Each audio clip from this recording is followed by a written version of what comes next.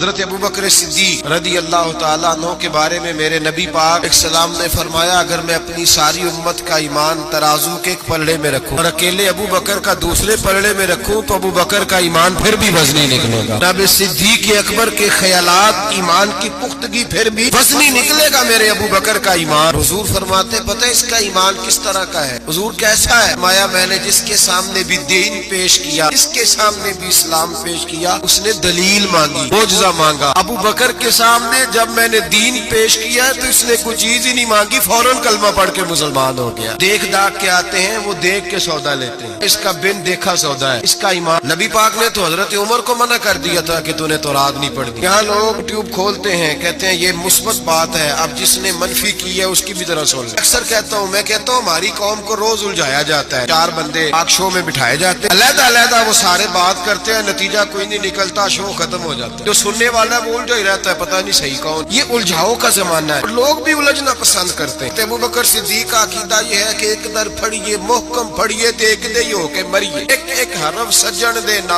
دا سانو دسدا وانگ قرآن، سورت یار دی ویندے رہنا سب عملاں دی جان ہے، ہر دم یاد سجن وچ رہنا ساڈا اے ہوئی ورد گیان ہے، سجنا ساڈا دین کی پوچھنا ساڈا اے ہوئی دین ایمان ہے۔ حضرت سری سختی رحمت اللہ علیہ بیٹھے تھے درخت کے نیچے، بڑے سیانے ہوتے ہیں۔ حضرت سری سختی درخت کے نیچے بیٹھ گئے تو درخت نے نصیحت کر دی، کہنے لگا بابا میری طرح کا بن۔ میں کس طرح کا؟ کہنے لگا میں خود دھوپ میں رہتا ہوں، دوسروں کو چھاؤں فراہم کر، لوگ مجھے پتھر مارتے ہیں، میں انہیں پھل دیتا ہوں۔ آپ فرمانے لگے ٹھیک ہے بھائی یہ تو تیری بات صحیح ہے، پر تیری اخیر اچھی نہیں ہے، تو بڑا اچھا، ناراض نہ ہونا بزرگ ہے نا۔ کہنے لگے ناراض نہ ہو جانا، بات تیری ٹھیک ہے، اگر تو اتنا ہی اچھا ہے تو پھر جب تو خشک ہو جائے تو تجھے جلا ہی دیا جاتا ہے، تیرا آخر جل جانا ہے۔